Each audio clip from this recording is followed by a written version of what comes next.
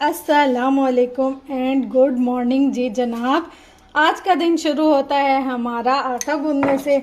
सुबह सुबह उठकर नाश्ता बना लें, नाश्ता खा लें और उसके बाद दिन भर के जो सारे काम होते हैं वो तो साथ के साथ चलते ही रहते हैं। जब नाश्ता बन जाए तो लगता है हमारे दिन का आधा काम ख़त्म हो गया और अब हमने बस अपनी रूटीन के अकॉर्डिंग जो भी काम करना होता है वो करेंगे। तो मेरा ये शेड्यूल है कि जब मैं सुबह मॉर्निंग में उठकर आटा वगैरह गूंदने स्टार्ट करती हूँ तो मेरे माइंड में एक प्रोसेसिंग भी स्टार्ट हो जाती है। जैसे अगर मेरा फर्स्ट स्टेप है नाश्ता करना और सबको नाश्ता करवाना, उसके बाद मैंने क्या करना है, मतलब जो पूरे दिन की प्लानिंग होती है वही चलती रहती है। उसके साथ साथ जी ये घी जो आया था देसी घी पंजाब से, उसको फिल कर रही थी मैं जार में। अभी इसकी स्टिकर्स बनाकर और इस पर लगाऊंगी।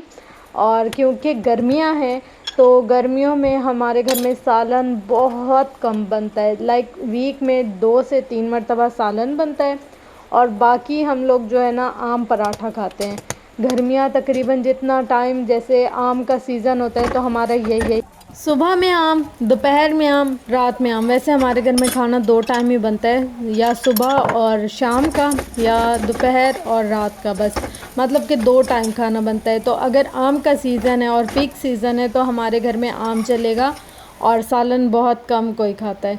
जितना तो मज़ा खस्ता पराठा और आम के आता है ना, इतना मैं कहती हूँ किसी चीज़ का मज़ा नहीं है। अक्सर से हम लोग अचार पराठा भी खा लेते हैं गर्मियों में, ख़ास तौर पर सालन ना इतना अच्छा नहीं लगता। और अगर ज़िद से खा भी लें सालन तो बाद में गले में जलन होने लग जाती है। तो इससे अच्छा है कि इंसान पहले से ही अपना कुछ ना कुछ बंदोबस्त कर रखे और अपनी केयर खुद करे। हर किसी को अपनी बॉडी का पता होता है कि उसकी बॉडी क्या चीज़ बर्दाश्त कर सकती है और क्या नहीं। अच्छा फ्रेंड्स, नाश्ते के फ़ौरन बाद ना मैं आ गई थी ऊपर, क्योंकि प्याज ना हम लोगों ने पहले ही लेकर रखे थे। आप लोगों को सबको पता है कि अब आने वाली है ईद, तो ईद से पहले तकरीबन एक डेढ़ महीना पहले हम लोग प्याज वगैरह लेकर लहसुन अदरक जो चीज़ें यानी कि उस टाइम महंगी होने वाली होती हैं वो पहले से स्टॉक कर रख देते हैं। और क्योंकि अब रिसेंट में प्याज का सीज़न गुज़रा है तो वो हम लोगों ने लेकर रखी। लेकिन हमसे क्या गलती हुई कि जो प्याज हमने लिए वो फुल खुश्क नहीं थे। तो मैंने जैसे ही उनको टोकरे में रखा उसमें वो सड़ने लगे। फिर अब मैंने जल्दी से अलग कर लिए जो ख़राब प्याज थी, उनको जो खाद वगैरह मैं बना रही थी छत में उसमें डाल दिया है ताकि ये खाद वगैरह बन जाए। और जो सही थी वो सारी चुन कर अलग से हवा वाली जगह पर और ऐसी जगह जहाँ डायरेक्ट सूरज की धूप और रोशनी ना पड़े वहाँ रख दिया ताकि प्याज खुश्क हो जाए और जो इसमें ख़राबी पैदा होने लग गई या जो अंदर से सड़ने लगी है वो चीज़ ख़त्म हो जाए।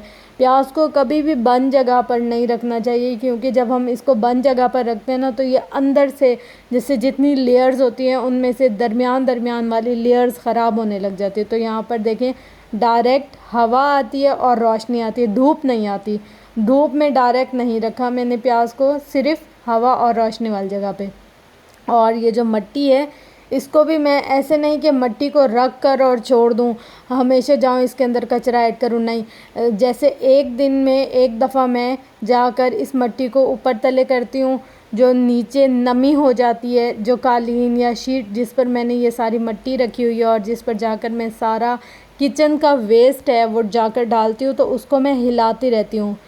जैसे अगर नीचे की मिट्टी को 3-4 दिन हो गए तो उसको अलट पलट करके नीचे वाली ऊपर आ जाएगी, ऊपर वाली नीचे चली जाएगी और जो नमी हो जाएगी और जो गीलापन आ जाएगा मिट्टी में हमारे ये किचन का वेस्ट डालने की वजह से वो भी सारा ड्राई होने लग जाता है। क्योंकि ये जो मिट्टी है मैंने बंद जगह पर नहीं रखी, डायरेक्ट इस पर सूरज की रोशनी भी जाती है, धूप भी और हवा भी। हमारा ये प्रोसेस ना अच्छे से हो जाता है, स्मेल नहीं होती इसमें। अच्छा तो फ्रेंड्स, फिर ये वाला काम करने के बाद मैं आ गई थी नीचे, शॉवर लिया, फ्रेश हुई। उसके बाद फिर मैं रात का मील तैयार करने लग गई थी। रात के मील में हमारे घर में ना कभी किसी को रोटी अगर बोल दो तो उनके तो इतने नाक मुंह चढ़ने लग जाते। जो एक मेरा छोटा भाई है ना उसको हर वक्त होता है कि या मुझे रोल पराठा दे दो, या मुझे बर्गर दे दो, या मुझे सैंडविच दे दो, मतलब इस तरह की कोई फ्राइज़ दे दो। मैं उसके साथ ही अपना गुजारा कर लूँगा, मुझे रोटी खाने में ना दो। तो मैं कोशिश करती हूँ कि उसके लिए कुछ ना कुछ ऐसा बनाऊँ कि वो खा ले। हालांकि इतना छोटा नहीं है, बस उसको दिल ही नहीं करता रोटी खाने का। हमारे घर में गंदम का आटा होता है, तो वो कहते हैं मुझे गंदम का आटा नहीं खाना, मुझे फ़ाइन आटे की रोटी हो।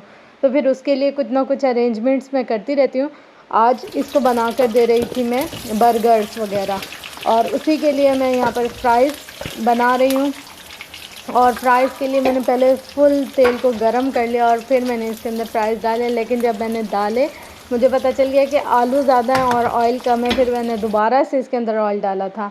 और जैसे ही फ्रिज खोली मैंने, तो मुझे नज़र आ गई कैरियाँ यहाँ पर पड़ी हुई, काफ़ी टाइम से ला कर रखी हुई थी, लेकिन मेहमानों की वजह से कुछ इधर उधर के काम, बहुत सारी मसरूफ़ियत, मैंने इनको देखा नहीं, तवज्जो नहीं दी। तो अब ये पड़ी हुई थी, तो मैंने कहा इनकी जल्दी से हम चटनी बना लेते हैं। फ्रेंड्स, कैरी की चटनी इतनी कोई मज़े की होती है ना, और जब हम लोग खाते हैं फ़ौरन से हज़म होने वाली चीज़ होती है।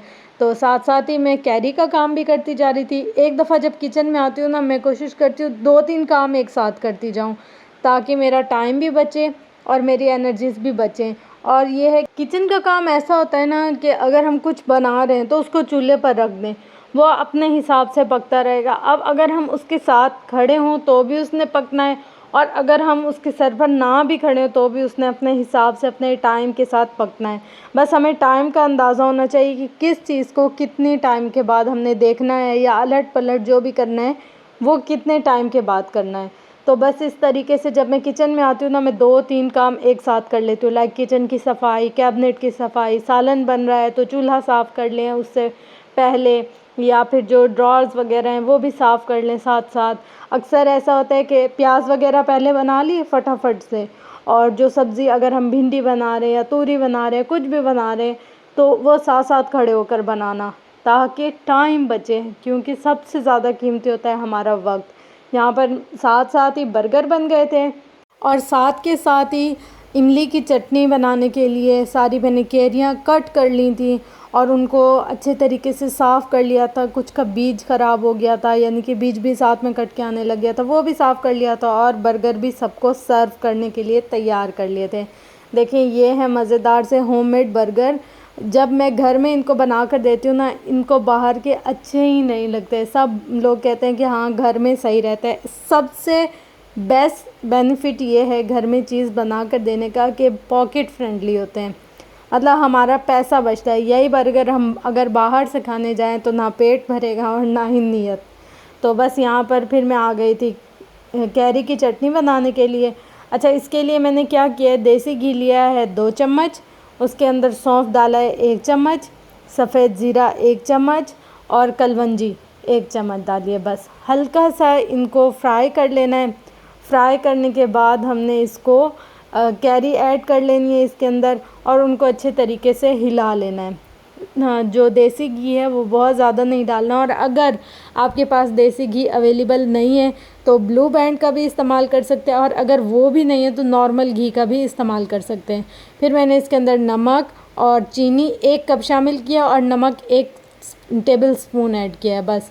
और उसके बाद मैंने इसके अंदर 3 कप पानी के शामिल किए हैं। अगर 1 कप मैंने चीनी डाली है तो 3 कप मैंने इसके अंदर पानी डाले। हल्की सी लाल मिर्ची दरदर सी कुटी हुई वो डाली है बस। अब जब तक ये पकेगा 3-4 घंटे, उतनी देर में मैं किचन भी साफ़ कर लूँगी, इधर उधर के अपने 10 काम और देख लूँगी, और बीच बीच में से आकर मैं इसको भी चेक करती रहूँगी कि कितना पक गया, कितना रहता है। यहाँ पर जितने मसाले मैंने फैलाए थे, जितना मैंने किचन को फैला कर रखा हुआ था, उन सब चीज़ों को साफ़ करने का टाइम आ गया है। अच्छा, यहाँ पर ना एक टिप मैं आपको और दूँ। जैसे हम लोग मसाले निकालते हैं सालन वगैरह में डालने के लिए, किसी भी चीज़ में डालने के लिए, तो जब हम वापस से कैबिनेट में रखते हैं, उस वक्त अगर हम इनको हाथ के हाथ ही कोई रफ़ कपड़ा या जो भी किचन का हमारा कपड़ा होता है एक्स्ट्रा, वो लेकर ठहरें, और जैसे जैसे हम रखते जाएं वैसे वैसे साफ़ करके रखते जाएं, तो हमारे जो भी जार्स हैं वो एकदम से इतने गंदे नहीं होते कि इंसान का इनको अब धोना लाजमी हो गया है। फिर यहाँ पर मैंने स्लिप वगैरह भी साफ़ कर ली थी। ब्लैक स्लिप, हल्का सा भी कोई डॉट भी आ जाए ना, फ़ौरन से वाज़े पता चलता है। अच्छा, यहाँ पर मैं अपना ये वाला काम ख़त्म करके देख रही थी कि कितना हो गया, चम्मच हिला रही थी बीच बीच में से। वैसे इसको नम आंच पर हम छोड़ देंगे 2-2.5 घंटे के लिए, तो ये अपनी मर्ज़ी पे पकता रहेगा। कैरी बिल्कुल नरम हो जाएगी, ऐसे पता ही नहीं चलेगा कि ये सख्त है या ये खाई नहीं जा रही। किसी के दांत ना भी हो, टेस्ट लेने के लिए वो फिर भी इसको खा सकते हैं। देखें पक पक के इनका जो पानी है वो बिल्कुल खुश्क हो गया है और इसके अंदर शीरा चाशनी सी आने लग गई है। जब इस तरीके की कंसिस्टेंसी हो तो इसके अंदर हम इसको हल्का सा ऐसे थोड़ा सा और पकाकर चूल्हा बंद कर देंगे। लेकिन अगर किसी को ज़्यादा शीरे वाला पसंद है तो वो इससे पहले स्टेप में भी बंद कर सकते हैं, लेकिन मुझे बिल्कुल थोड़ा गाढ़ा गाढ़ा सा पसंद है, जैसे जैम टाइप हो, तो फिर वैसा वाला मैं कर और यहाँ पर चूल्हा बंद कर दूँगी। फिर बाद में किसी भी एयर टाइट कंटेनर में डालकर फ्रीज़र में रख दूँगी। तो जब भी मुझे नीड होगी अपनी नीड के अकॉर्डिंग निकाला, खाया और वापस से वो कंटेनर रख दिया। तो इस तरीके से हमारा चल जाता है काफ़ी।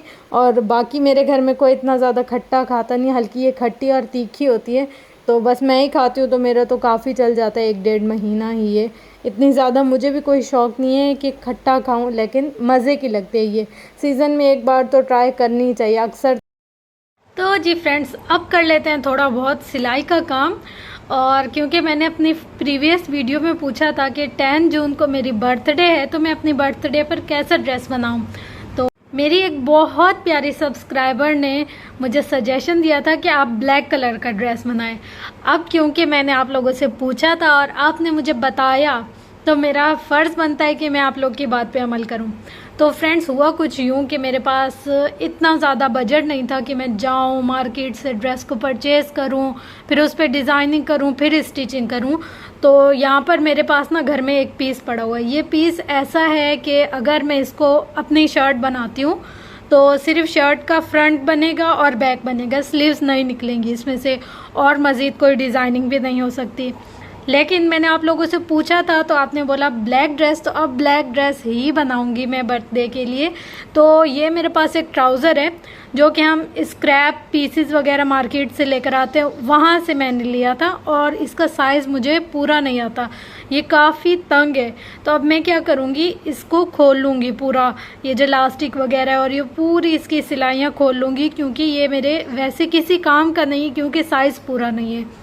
तो ये जो कपड़ा होगा इसकी डिज़ाइनिंग इस पे करूँगी और इसी कपड़े के साथ इसके स्लीव्स बनाऊँगी। तो ऐसे करके मेरा ये एक पूरा फ्रॉक रेडी हो जाएगा। तो चलें जल्दी से कटिंग करते हैं अपने ड्रेस की। स्टिच करके फिर आप लोग मुझे ज़रूर बताइएगा कि आप लोग को ये ड्रेस कैसा लगा। सबसे पहले तो मुझे इसकी सारी सिलाइयाँ खोलनी पड़ेंगी, खुलने के बाद देखो कि ये कैसा बनता है। और मुझे यकीन है कि इसके स्लीव्स वगैरह पूरे हो जाएंगे, और जो हल्की फुल्की सी डिज़ाइनिंग मैं करना चाह रही हूँ वो भी हो जाएगी इससे। तो बस पहले खोलते हैं और फिर इसका कुछ करना हो तो वो करते हैं। तो फ्रेंड्स, लकीली क्या हुआ कि मुझे घर में एक और ब्लैक पीस मिल गया, जो कि इतना था कि मैं उससे सिर्फ ट्राउज़र ही बना सकती थी बस, लेकिन था ब्लैक। तो मैंने कहा क्यों ना इससे पूरा ड्रेस ही बना लिया जाए, कंट्रास्ट में हो जाएगा। बिल्कुल प्योर वैसे वाला ब्लैक नहीं था जैसे मैं स्लीव्स के लिए यूज़ कर रही थी, मगर जो फैब्रिक था वो उस फैब्रिक से मिलता जुलता था जैसा मेरी शर्ट का फैब्रिक है। तो मैंने थोड़ा सा स्मार्ट वर्क किया और जल्दी से इसका ट्राउज़र भी स्टिच कर लिया। तो ये देखिए जी, ये है फाइनल हमारे ड्रेस का लुक। और गला इस तरीके का बनाया मैंने, और स्लीव्स उस वाले ट्राउज़र को मैंने यूज़ नहीं किया था। हाँ, ये बात भी मैं बताती जाऊँ आप लोगों को कि वो वाला जो ट्राउज़र है वो विदाउट यूज़ था, बस मैंने ला कर रखा था और मुझे साइज़ पूरा नहीं आया था। लेकिन वो इस पर्पज़ के लिए आया था, कहते हैं ना कि इस ज़मीन पर एक दिन का भी है वो भी फालतू नहीं है, उसका भी कोई ना कोई मकसद है। कभी कभी हम अपने आप को अंडर एस्टिमेट करने लग जाते हैं कि यार हम क्यों हैं, हम इस दुनिया में क्यों हैं, हम तो फजूल है, हमारे तो कोई काम नहीं है। तो हमें नहीं पता होता अल्लाह ने हमें किस मकसद के लिए इस दुनिया में भेजा है। तो कभी भी अपने आप को अंडर एस्टिमेट मत कीजिए, बल्कि हमेशा ये सोचिए कि अल्लाह ने आपको किसी न किसी मकसद के लिए इस ज़मीन पर भेजा है। गो कि वो मकसद किसी इंसान की मदद करना हो, किसी को अच्छा मशवरा देना हो, या किसी की दुखी ज़िंदगी में खुशियाँ बिखेरना हो। जैसा कि ये देखें, मैंने जल्दी से अपनी ज़िंदगी में खुद ही खुशियाँ बिखेर ली, क्योंकि जब तक हम खुद को खुद इज़्ज़त नहीं देते, हम कभी भी ये एक्सपेक्ट नहीं कर सकते कि कोई हमें इज़्ज़त देगा। जब हम खुद को इज़्ज़त नहीं दे सकते, हम खुद से प्यार नहीं कर सकते, तो कोई कैसे ही हमसे प्यार या इज़्ज़त करेगा। तो बस यहाँ पर मैंने जल्दी से अपने आप को स्पेशल फील करवाया। और ये देखिए इस ड्रेस का जो फैब्रिक है ना, इतना कोई सॉफ्ट और इतना कोई मज़े वाला है। जब मैं सर्दियों में ये यूज़ करूँगी ना, बहुत मज़ा आने वाला है। और इस ड्रेस को एज आ नाइट ड्रेस भी यूज़ कर सकते हैं, क्योंकि ये थोड़ा सा ना इलास्टिसिटी वाला कपड़ा है, खिंचने वाला कपड़ा है। और दूसरा ये कि मैंने इसको रखा भी थोड़ा सा लूज़ है, यानी कि जितनी अगर मेरी फिटिंग थी मैंने उससे भी थोड़ा लूज़ रखा है, क्योंकि जो इस तरीके के कपड़े होते हैं वो बॉडी पर जाकर चुस्त हो जाते हैं और चिपकने लग जाते हैं। तो इसलिए बेहतर है कि पहले ही हम इनको लूज़ स्टिच करें कि जब हम पहने तो हमारी बॉडी की शेप्स वगैरह फील ना हो। अगर तो कुछ लोग जो खुले कपड़े पहनना पसंद करते हैं तो उनके लिए ये टिप है। और मैंने अपने लिए ड्रेस स्टिच किया, साथ में मैंने अपनी डॉल का भी प्यारा सा ड्रेस स्टिच कर लिया। जी, हम पहने और हमारी डॉल्स ना पहने, ऐसा कैसे हो सकता है। तो साथ ही साथ मैंने अपनी डॉल का भी जो बचे हुए पीसेस थे ना, उनसे इसका ड्रेस भी बना लिया। देखिए कितनी प्यारी लग रही है मेरी डॉल। और अब मैंने सोचा है जो मैं अपने लिए ड्रेसेस स्टिच करूँगी ना, अपनी डॉल्स के लिए भी स्टिच करूँगी। तो फ्रेंड्स, ये थी मेरी आज की वीडियो पसंद आने की सूरत में लाइक शेयर कमेंट सब्सक्राइब ज़रूर कीजिएगा। Bye bye.